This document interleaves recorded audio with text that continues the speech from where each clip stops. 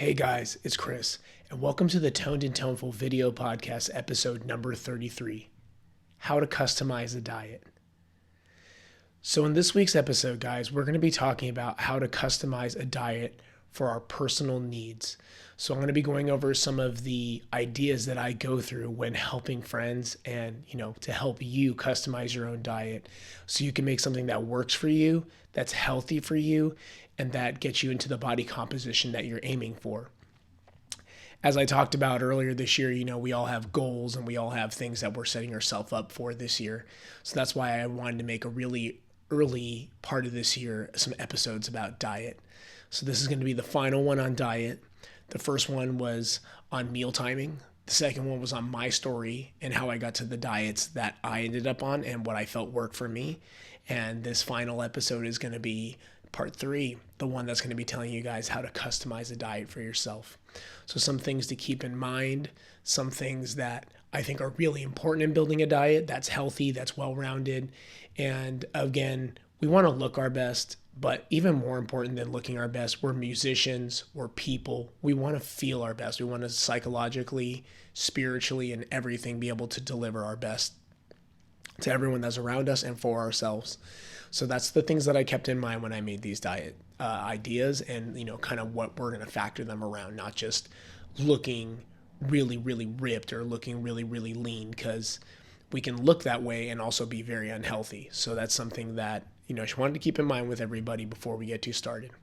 And I got some notes in my hand here so I can carefully go through some of these ideas with you guys in a, orchestrated method today. So one of the first things that I want to talk about before we even really get too into the dieting is very quickly talking about sleep. If you're not getting much sleep, at least 7 to 8 hours, that is the first thing we want to address before we start doing a diet. There's no point in doing a diet if we're not at least getting adequate rest.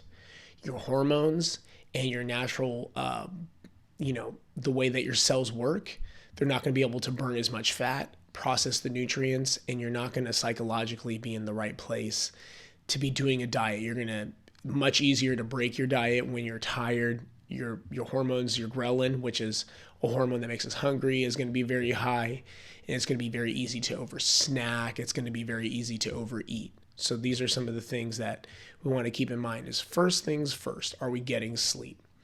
So if you are getting 7-8 hours of sleep, let's check that off our list. We got some sleep going on. The next thing that we're going to want to look into is when we're awake, what time are we awake from? Because having a planned day to some extent not only makes success for your diet, but it also helps you be a better personal leader. And we talked about this in another episode previously about leadership. Being a good leader, part of one of the qualities that you're going to have is you're going to have a schedule to your day. You're going to kind of know how your day goes. And you're not going to have a day that's just bouncing all over the place. And you're going to be like, oh, cool. I got school at 8, but today I'm waking up at 7. And yesterday I woke up at 6:30. And the day before that I couldn't sleep, so I was up at 4. None of that's what we're doing. We're going to be picking a schedule that works for us. And we're going to be picking a schedule that allows us to be in the right mental state at the right part of the day for our schedule. So whatever time you're choosing to get up, let's have a consistent wake up time and try to have a consistent sleep time, because we want to get those 7 to 8 hours of sleep. We want to be up at the right times in order to do the right things with our time and schedule it out. Because the time of the day that you're going to wake up is going to determine how you want to plan your day out. If you're not really a big person to eating in the morning, you might be doing 2 meals a day with a snack. Or if you're the kind of person who's like me and you like to eat more times a day, have things be a little more even, you might be eating 3 times a day with a snack. And we're going to talk about how we work those into proper macros and stuff like that and calorie levels. So the next thing that you need to figure out is, what is your calorie maintenance? What is your calorie maintenance and how do we do this? And what does that mean? So our caloric maintenance means what we would eat to match our day in order to not gain or lose weight. So this means that if you have an office job and you spend most of your time in a seated position, you're probably going to have a lower, caloric need than somebody who is working on a farm and lifting bales of hay all day. That means your maintenance is going to be totally different. One person's might be 3,500 calories, and another person's might be all the way down to 1,800 calories. It's almost like half. So it really depends on what we're doing and what our aim is and where our body composition is at the current time that we're trying to improve. If we're a little bit over the weight that we want to be, we're going to have to be having some caloric restriction, but we're going to do that carefully. I'm going to talk to you guys about that. We're not just going to not eat. That doesn't work. And if you're going to be applying some ideas of fasting, that needs to be done in a certain way. You can't just fast every day. And we'll talk about that too. Now, for someone who's on the higher side and higher caloric, maintenance, you have a little more bargaining room for what you're going to eat and what you're going to do because of the natural nature of you using so much energy expenditure every day and so much caloric expenditure every day that you're going to have more caloric bucks, so to speak. You're going to be able to spend a little more at the food store in your mindset. You can kind of have a little more freedom. So these are some things to keep in mind before we get too started up on that.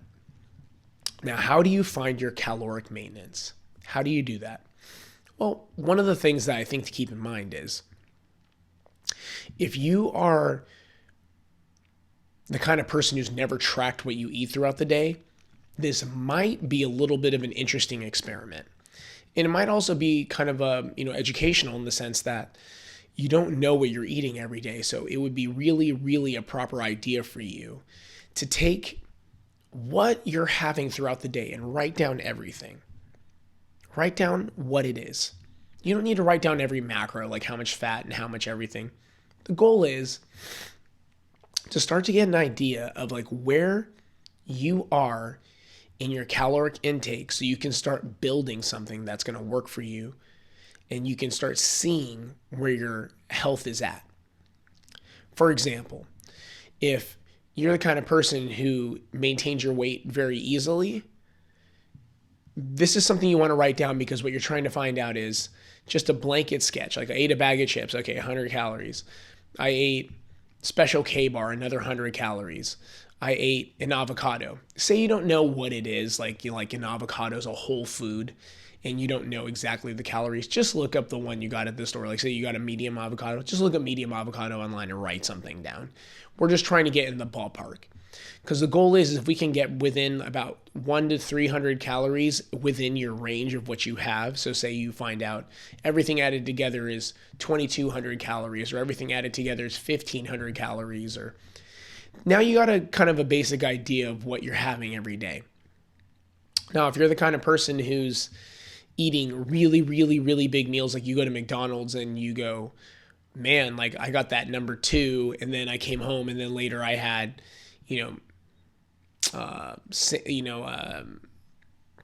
ordered pizza out from Domino's, and then earlier in the day I had some scrambled eggs. Like you could add all those together and find out that that's at a certain level that calorically might be higher, or we might find out later in this episode that macronutriently might not be correct. So just write down what you're having and start getting a really clear idea of what you're having throughout the day and what that is.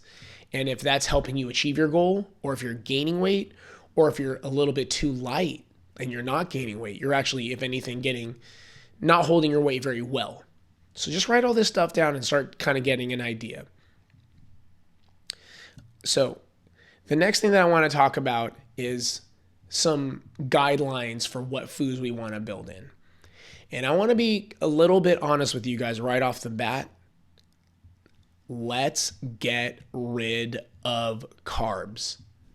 If you're eating bread, pasta, any forms of refined sugar, like any forms, Snickers, sweet tarts, any kind of soda pop, any kind of natural cane sugar soda pop, it doesn't matter. All of those have unneeded carbohydrates in them and they cause inflammation and they take away micronutrients from our body.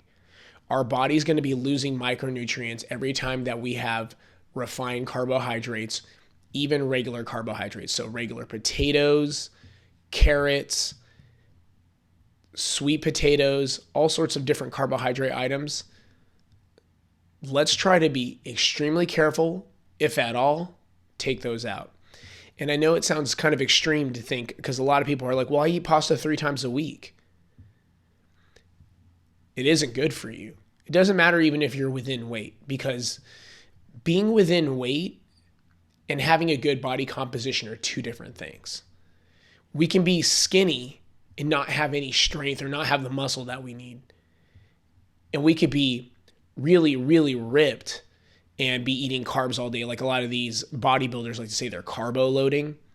I despise that. Don't do that. If you want to have your muscles look good, you want to be drinking lots of water, and you want to be keeping the carbs low so you can have the best joint health that we can have. As musicians, we need our joint health. As musicians, we need our mental acuity.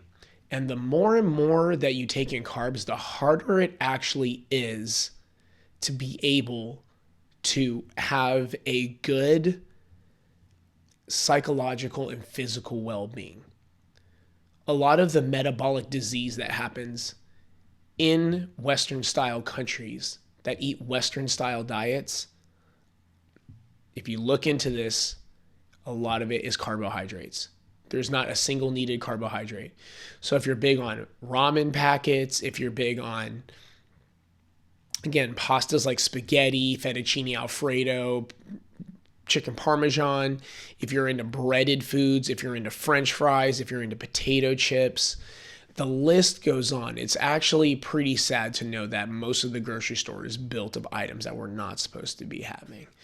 So let me just put it at that.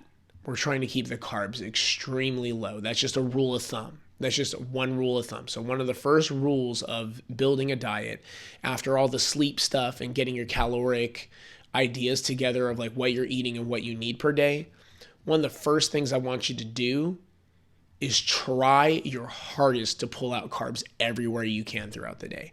And this is not an easy feat, but it's something that I would love for you guys to take on.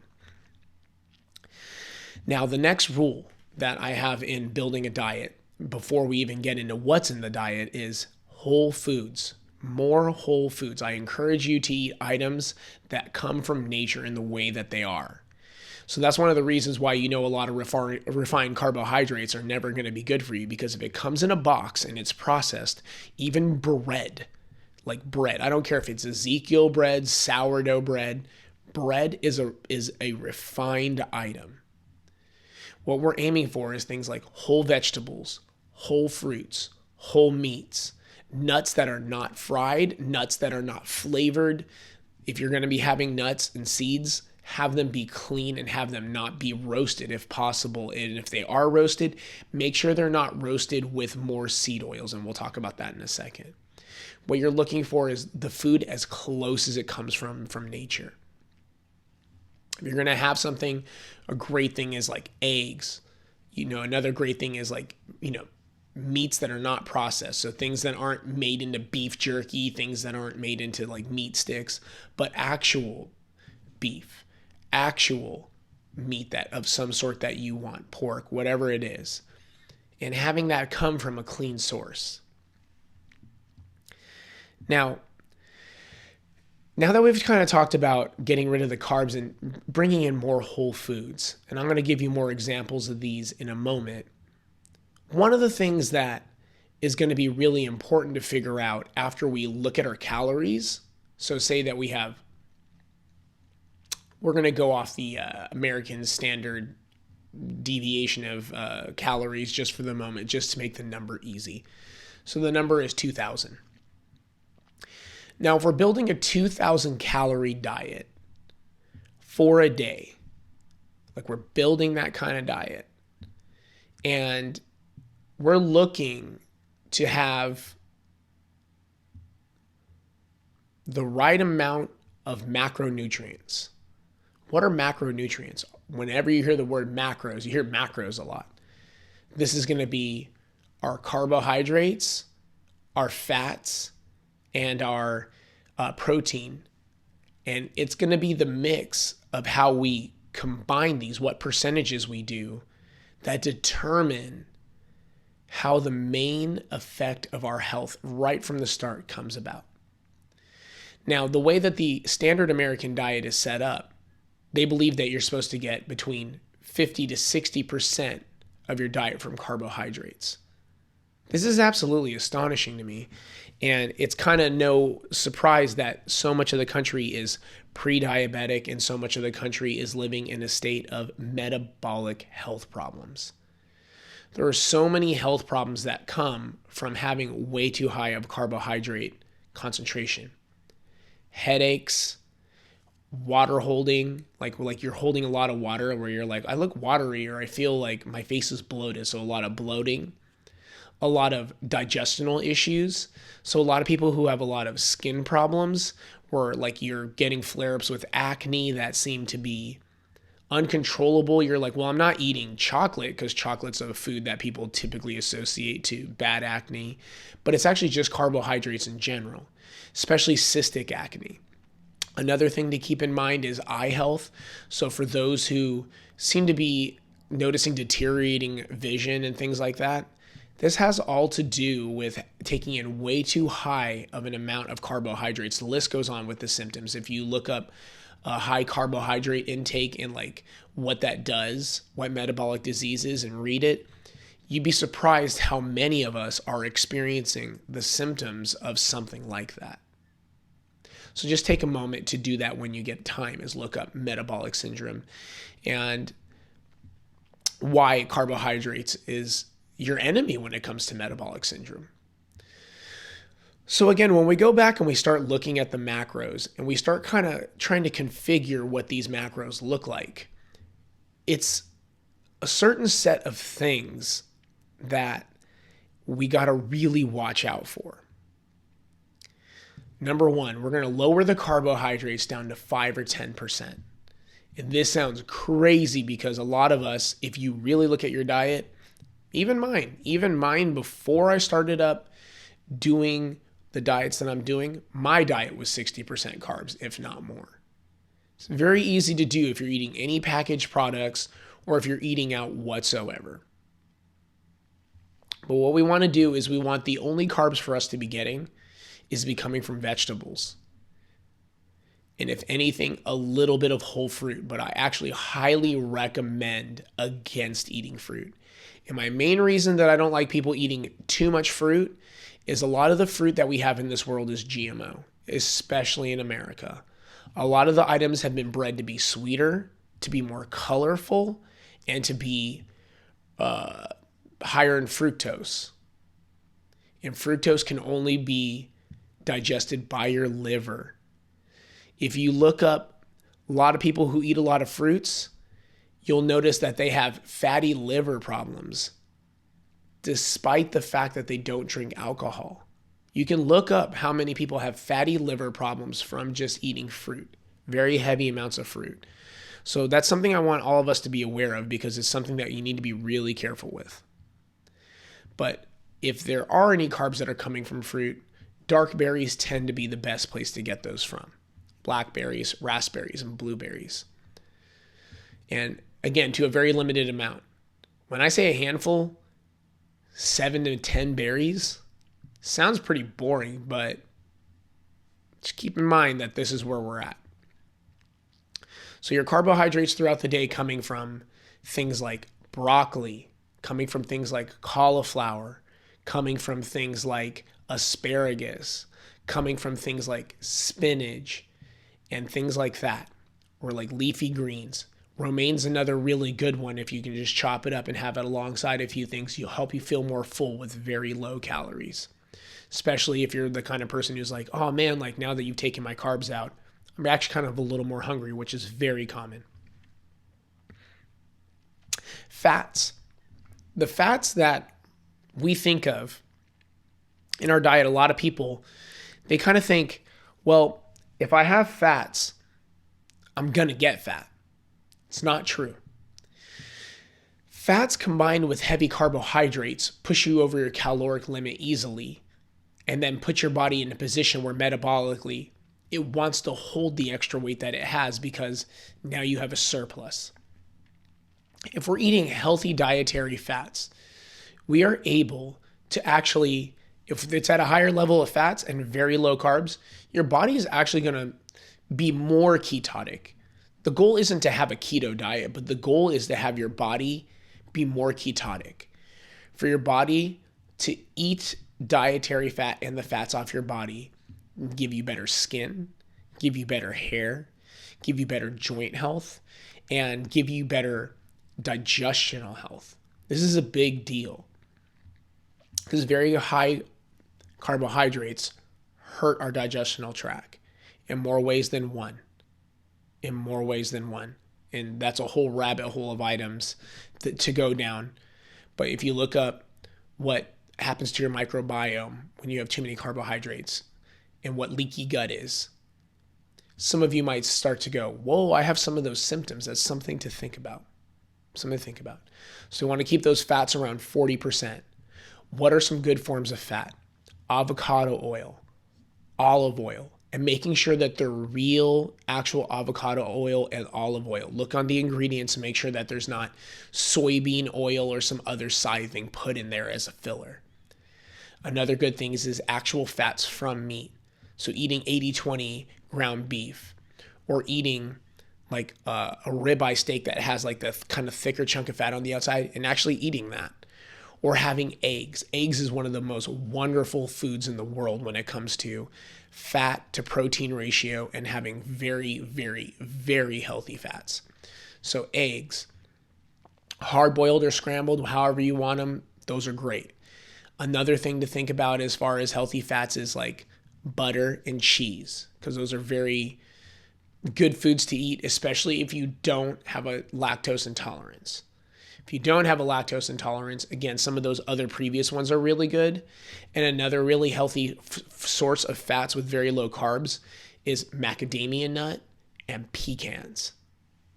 Maybe even Brazil nuts. But when they say that to eat a handful of nuts, it would be literally to lay a handful, like you're laying the nuts on your hand, and it would literally be the one layer. It's not like you're grabbing a handful. That's like literally like maybe 3 times as much as you need to eat. But lay out nuts across your hand and get an idea what that looks like. And that gets you about an ounce to maybe an ounce and a quarter if you got a really big hand. But if your hand's that big, you're probably a big person, and that's probably going to be okay.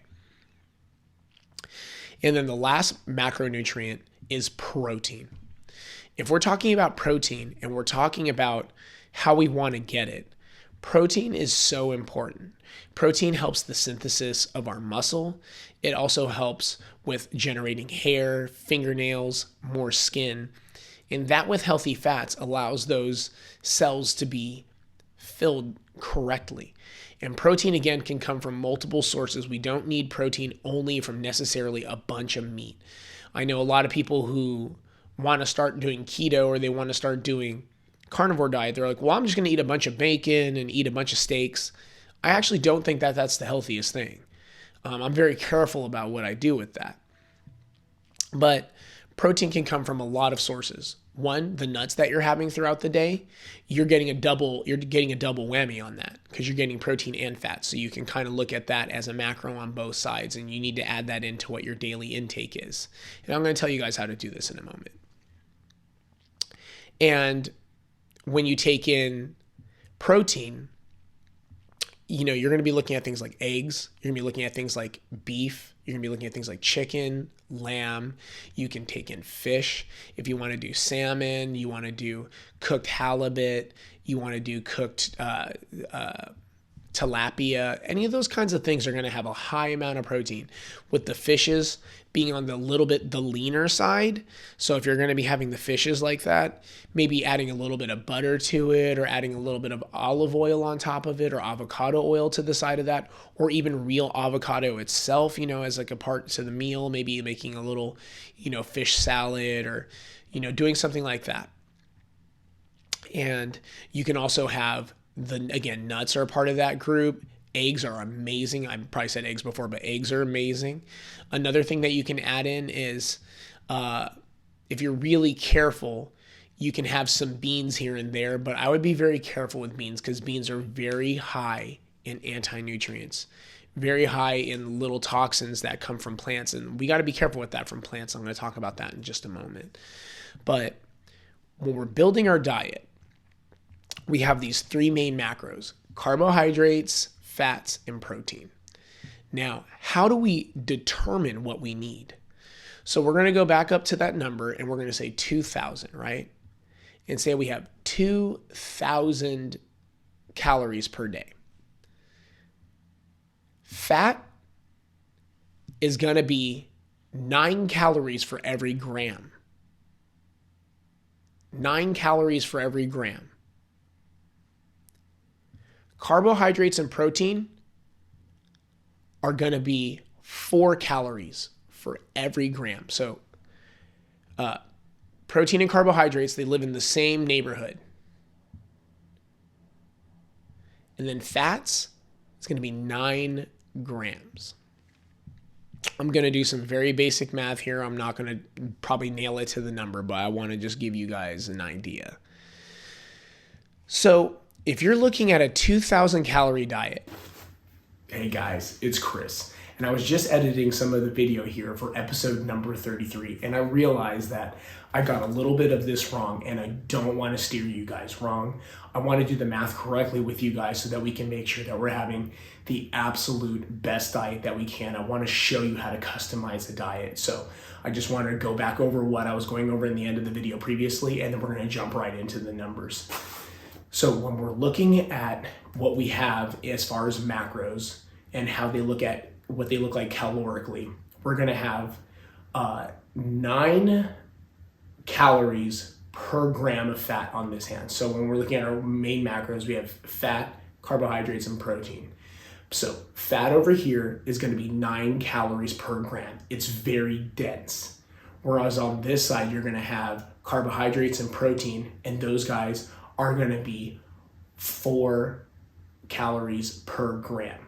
So 9 calories per gram of fat, 4 calories per gram of carbohydrate or protein. So as you can see, the protein numbers in them are going to be much more different than the fat grams and how much more we're able to have, because of the fact that this over here is just going to be 9 grams. So the numbers are going to seem a little different. So when I read off the percentages, don't be surprised. So if we're taking our number to be a basic day, 2,000 calorie is pretty standard for most people as far as what their caloric maintenance is. Again, if you're sitting down at your job a lot, it might be 1,800. If you have a slower metabolism, it might be 1,800. If you're one of those people who you say that like you eat as much as you want and you always stay trim and you're always looking to gain weight a little bit, you might be closer to 3,000, 3,500. There's a very big range. But what I'm trying to do is show you guys how to break down those ranges so that you can get the proper amount of grams and calories of each type of subset of food so that you can make this work for you. So I'm going to put a diagram here on the side so you can kind of see what I'm working with off like my mentality as far as what I'm working with here. So if we were to take 2,000 calories and we were to take 5 to 10% of it and make it carbs, we would have from 100 calories to 200 calories, which would be from 25 grams to 50 grams. So how are we getting those numbers? If we're taking 5 to 10% carbs, we're keeping the carbs very low in our diet. Instead of being like the normal American diet, that's 60%, keeping it to 5 to 10%. And if we have 100 calories to 200 calories, we're going to divide that by 4.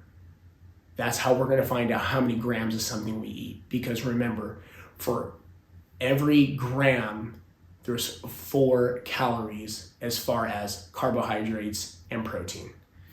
So the next portion that we're going to have that's going to be the next biggest percentage is 25 to 30% of the macros for your daily intake are going to be from protein. Now that's going to be from 500 calories to 600 calories. And if we divide those by 4, that's how we're going to find out how many grams we're supposed to eat. That's going to be between 125 to 150. Not as high as like, you hear some of these bodybuilder diets going. So when you see 50 grams of protein per shake, you're skipping a whole meal because of that. So be careful of that. So 125 to 150 grams of protein. And why is the protein only at 25 to 30%? Why is it not higher? Because if we eat too much protein in one sitting, we have too much protein in one meal, our body will digest the extra protein that we don't use into blood sugars, and that will raise our blood glucose. So we want to be making sure to have the right amount of protein. So I know it sounds like, oh, if I eat a lot of meat, I'll gain a lot of muscle, or if I eat a lot of protein, that'll make me strong. Only to a certain extent. Your body can only break this down to a certain extent. Now, fats is going to be 65% of your daily intake, and that's going to be 1,300 calories. And at 1,300 calories, you're going to have 144 grams that you're going to eat throughout the day. Look how small that is. At 1,300 calories, 144 grams of fat. But if you eat 600 calories of protein, it's 150 grams, how much you have to eat. So your fat number being percentage-wise, 65% is going to sound very large, but you're going to be eating it very similar to the amount of protein that you're having in the day, weight-wise, because of the fact that protein is half the caloric density of fats. Again, fats, you're going to have 9 calories per gram. 4 calories per gram on this side for protein. So when we're looking at our main macronutrients for the day, fat is going to be number one. Fat is going to be the king of that list. And what's going to come second is our protein. And what's going to come third is our carbohydrates. We want to keep the carbohydrates as low as we can. Now, it might sound like carbohydrates, that's all I want to eat. Like, I'm a bread person, I'm a pasta person, I'm a noodle person. Try cutting it out down to 5 or 10%. Try having, between that 25 to 50 grams. And 50 grams isn't much. It's like literally a bowl of oatmeal and a half a bagel, and you're done for the whole day. If you're the type of person who has a top ramen, you're pretty much blasted in one noodle set. But what's more important is when we keep the carbohydrates low, we lower the inflammation, we lower the metabolic syndromes. We want to keep our body burning fat. We want to keep our body heavier on ketones in the bloodstream. Ketones allow us to digest fat, and they allow us to keep our brain in a healthier and more even state. So I wanted to go over these numbers with you guys because it was something I had done incorrectly earlier this morning. I just was doing the numbers and I was saying them off the top of my head, and I just needed to write them down so that they would be perfect for you guys. So again, if we have a 2,000 calorie day, 100 to 200 calories of it is going to be carbohydrates. So that's 25 to 50 grams. Our fats are going to be at 65%, which is 1,300 calories, which when you break it down, it's 144 grams of like the food that you're going to eat. So when you're looking at total fat, 13 grams, 22 grams, 30 grams, you're allowed to have 144 grams. And if you're going to have the protein between 25 to 30%, that's going to be between 500 calories to 600 calories, which is 125 grams of protein to 150 grams of protein, which is very doable if you're eating 3 to 4 meals with 30 grams of protein. If you're doing 1 or 2 meals a day, you're going to have the protein be even lower, and your calories are probably going to be even lower. So if you're a 2 meal a day type person, you're probably going to be sitting around 1,600 calories, and a lot of these ratios are going to be a little bit different. So I want you guys to practice the math on that, and feel free to ask me questions and feel free to shoot me questions about this, because I'm more than happy to answer them, because I want you guys to be able to understand how to build these diets. So if you have any questions and you feel that throughout the day you're eating 1,500 calories, I can help you break down the math. If you're having a little bit of problems and you're trying to break down a 3,000 calorie day, let me know. I'll help you guys out. So this is just a little quick representation of how to break it down. I had the little chart over here so you could see what the percentages are throughout the day. And I really hope that it makes sense to you guys, because I really want you guys to be able to enjoy good health. Anyway, back on to the video and the micronutrients that I talk about in the video that I already made. So the goal is if we can get that in a range that works really well. If you want to bring it down to 40% proteins and test that with your diet, it's okay. With your fats at 200 grams, we can modulate that. But you have to remember that if you're eating higher fats and proteins and you're getting it down to lower carbohydrates, your macros are going to equal out much better. If you start looking at, oh, there's 5 grams of protein in the broccoli that I had, and there's also this many grams of protein in the eggs that I had that also has fat, you start realizing that a lot of this overlaps. So it's not like you're eating just meat for protein, just eggs for fat. A lot of these are interlapping. And that's where I really, really want the education in this to go, is to being very careful with how we break down our macros. I'm very open to answering questions about this too. So if you guys have more questions or you guys want to figure out things that could work for you, I'm very happy to talk about this. And so moving on from macronutrients, we're going to be moving on to micronutrients. Micronutrients are things like vitamin A, vitamin B, the whole complex, vitamin C, D, E, K, and the vitamin spectrum. And one of the things that we want to be very careful of is, while we get our macros, we do want to be making sure to include foods that do bring us lots of micronutrients. So that's why a few berries a day for the carbohydrates might be like a good thing, because it brings in some micronutrients. That's why it's a really good idea that if we're going to have a couple of, greens throughout the day, to making sure to get up our folate, making sure to get up our vitamin A, having some broccoli to make sure to increase our vitamin A, making sure to have a little bit of avocado, which is very heavy in fats and also has a little bit of protein, but very high in vitamin E, vitamin C, and vitamin A. And so if we look at green vegetables, a lot of them are very high in vitamin A. And one of the things that I want to stress about that is that if we can get the vitamin micronutrient level correct, it doesn't need to be crazy, but if we're getting it in every day, we're going to be having a very good balance against our macronutrients.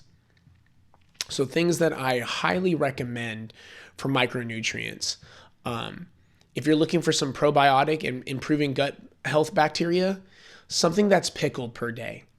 Like a pickled item, and you don't need to have a ton of it, but just a little bit. So something like kimchi for people who like the kimchi, they like the spicy.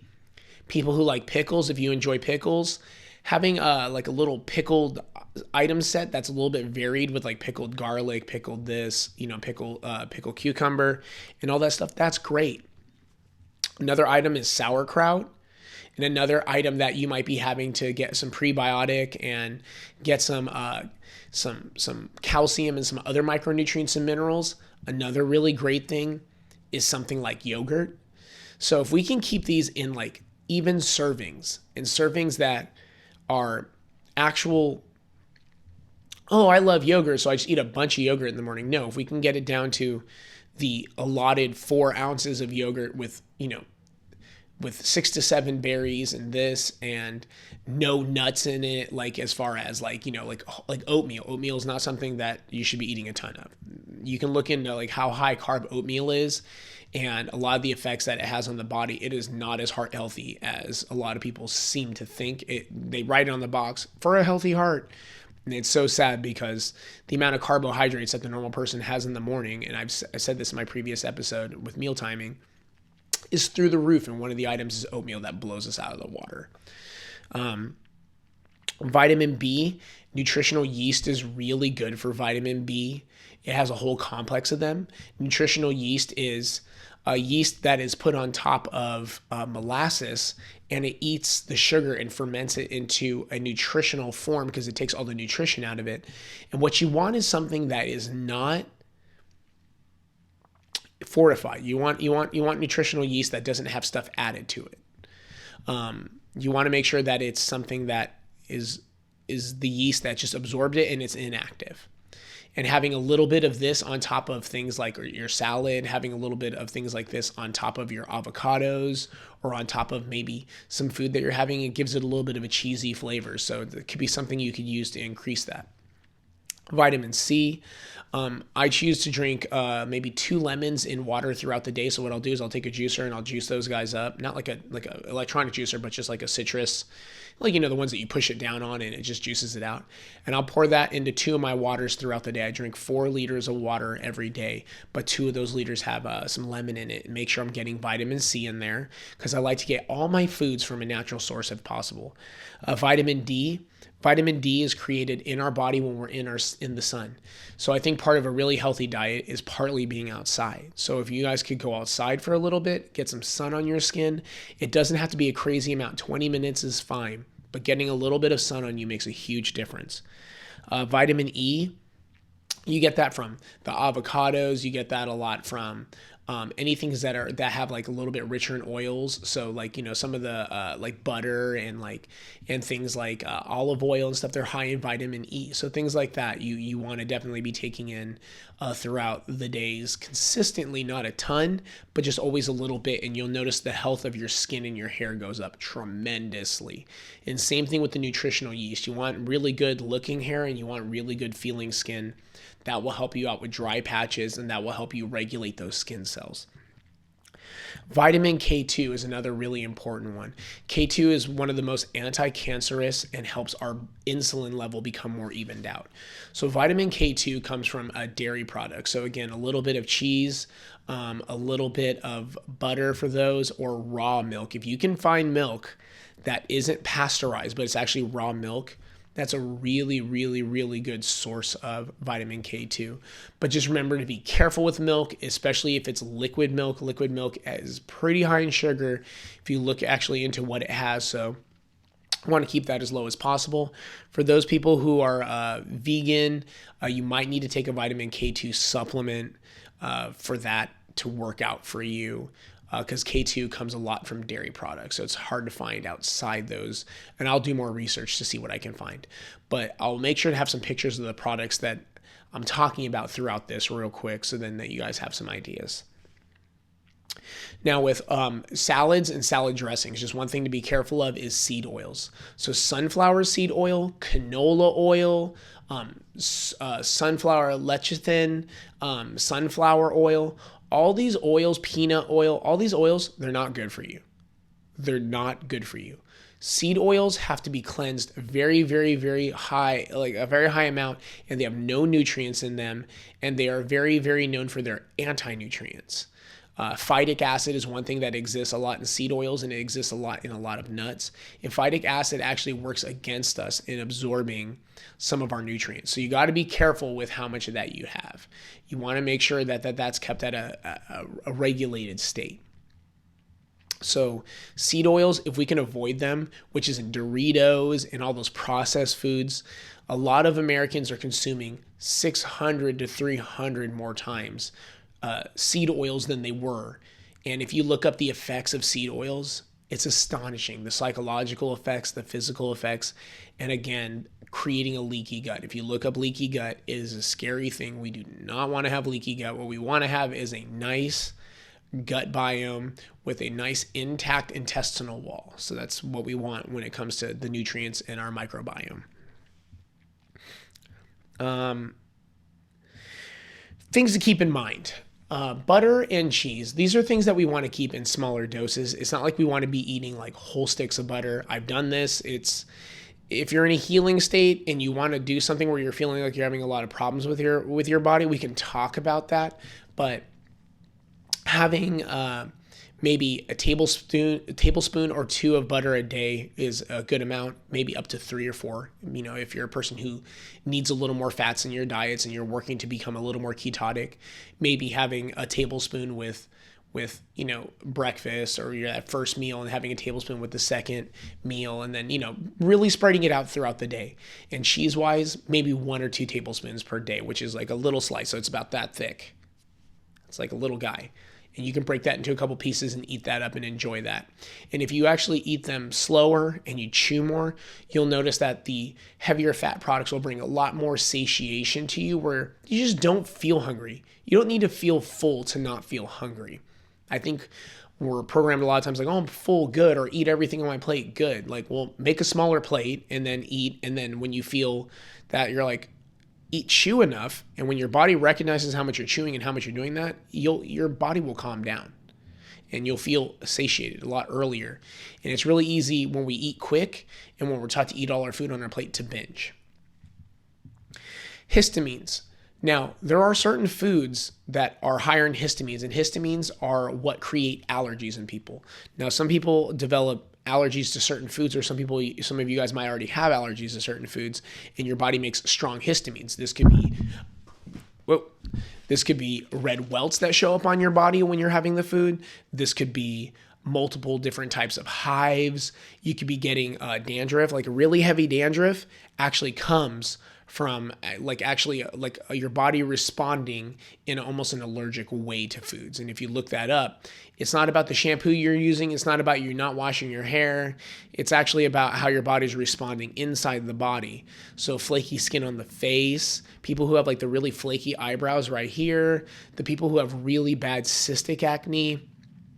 A lot of these are reactions to foods that we're actually a little bit intolerant to. So things like bone broth, butter, ripe fruits, ground meats, they have more histamines, and it's because histidine is a literal microbe that builds up on food, and it builds no matter what you do. Once you've harvested a food and it's no longer alive, histidine is building. So that's why we want the freshest foods possible. That's why when people are like, eat fresh fruit or eat fresh meat, it seems kind of like, all right, whatever. But it's actually really important. If you want like some of those inflammatory responses to go down, if you're having hurting joints, knees are hurting, my ankles swell up. You want to lower things that have that in it. Another thing to really be careful of is leftovers. So meal prep people, I get it. You're trying to have a whole week of food done at once. Be careful with that. That could be causing you to get sniffles. Like a lot of people, I might notice they eat a food and then they start sniffling after that, or they start going, they're always clearing their throat. That is a very small histamine reaction. Your body shouldn't be doing that every time you eat food. So if you're making big meal preps and you're noticing towards the end of the meal preps, you're starting to get stuff like that, be careful. The next thing that I wanted to talk to you guys about real quick was oxalates. And I know, as I mentioned in a previous episode talking about spinach and coffee and things like that, having oxalates. So oxalates are little crystals that are inside of certain foods, and there are a lot in like greens, and there are a lot in nuts, and there's a lot in coffee, and they're in chocolate. I mean, they're in all the things we love. And oxalates are one of the building blocks that build kidney stones in our body, and that build almost this burning reaction in our body. So for some people, if you have really itchy eyes constantly, or if you have like really tender skin in certain places where it's like, for some odd reason, that part of your skin is just really tender, or if you're starting to have real problems with I hate to bring it to this, but like if you're urinating and it's burning, or if you're starting to get a lot of itching in like those lower areas of your body, that is something that you should look into, especially if you don't have any diseases of any sort, because oxalates actually build up around our eyes, our mouth, our nose, and you can research this stuff. And there's an overwhelming amount of information about it now that there wasn't before, but oxalates are something that we want to be careful of, is something we want to watch out for and keep in a good level, because it affects our kidneys, it affects our liver, and it affects a lot of our internal organs. And oxalates, they are a little bit of a thing to be dealt with in a balance.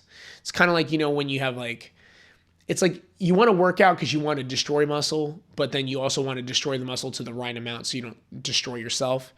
Oxalates are one of those things too. So we just want to keep a balance of them. So it's something to keep note of, and it's something to watch out for. It's heavy in spinach. This is why when we have spinach, we want to cook it. This is why when we have nuts, I was talking to you about the correct sizing, so we're not having too much of it, not too much phytic acid, not too many oxalates, but at the same time getting the benefits of what the nuts do provide for our body. And no matter what, we're going to run into anti-nutrients in our whole game of things, because that is how the world works. It's just, we're going to be running into stuff like that. Now, my last two notes on here are very simple. Remember that balance is key. Remember that having a balanced diet that includes different foods, different nutrients, and different things is so important. It's so needed to have a great performance in our life, to have variety for our psychological needs, and to have a really, really good microbiome that is used to that's creating bacteria that can digest so many different things. So variety is key, and also rotation is key. A lot of people, once they start getting into a thing, it's like you hear bodybuilders with the chicken broccoli rice, or you hear a lot of people who they have a certain breakfast every morning, a certain lunch, and a certain thing. It's okay to mix these things up. It's okay to have a different breakfast. It's okay to one day have an omelet that has spinach, bell pepper, and has a side of one little sausage, to then the next day have a breakfast that is, maybe you go and pick up some keto bread so you can keep the carbs really low, and you have a grilled cheese sandwich, and you have, a cup of coffee and something else. Again, I like to stay away from breads, but the point is variety is very important. The point is if we find the right items, we can mix it up. It's okay to have a salad for breakfast one day. It's okay to have a yogurt with a couple of berries in it one day, and then, one over easy egg. And then for lunch, one day you're having a burger with, lettuce on the outside. And then the next day you're having some grilled salmon. It doesn't have to be the same meal in the same place every day. So remember that rotation is key and balance is key. But if you keep these main thoughts in mind, I think that you guys will be really, really successful. One, honest talk. Let's keep the carbs low. Number two, more whole foods is better. More natural foods in their whole state. Number three, the macronutrients. Getting that to the correct levels for yourself so you know what you need to eat throughout the day, and you know how to use the calories that you're allotted. So first, find out what calories you can have and break it down. Some of you guys might be as low as 1,600 calories. Some of you guys might be as high as 3,500 calories. It's very variant depending on what you're doing throughout the day. Micronutrients. Micronutrients are very important, so make sure that you're figuring out how to get your vitamin A, B, C, D, E, K, and all those different vitamins, because you're going to need them. Be careful of seed oils. Work towards oils that are cleaner, like avocado oil, olive oil. You can use suet, which is like cold fats from meats, or you can use tallow, which is fat from beef, or you can use butter. So just use fats that are more real, that are natural in this world. And I think that pretty much concludes up what I've been trying to tell you guys about dieting throughout this last 3-week period. I'm really excited to work on this with you guys because health is so important to me, especially for the musician, especially for people who are looking to live a better life psychologically, have more focus, and have better performance from their guitar. I have a lot of friends who say they have injuries in their hands, their elbows, and there's certain things that they can't do musically, that I firmly believe that with a little bit of help in diet and a little bit of rehabilitation done on a very, very methodical level for that body part, I think that we can cure a lot of things, what a lot of us are going through. And I want to be a helping point for you guys in that. So please feel free to ask questions. Please feel free to shoot a chat to me or ask me anything that you guys want to ask me, because I'm there for you guys. And having a difference of an opinion from me doesn't matter. What matters to me is us growing as a group and being able to talk together. So again, I really hope you guys are feeling great this week. I hope this week goes really good. And I look forward to going back onto more spiritual and psychological topics starting next week again. But I just wanted to say thank you to you guys. And above all else, stay toned and toneful.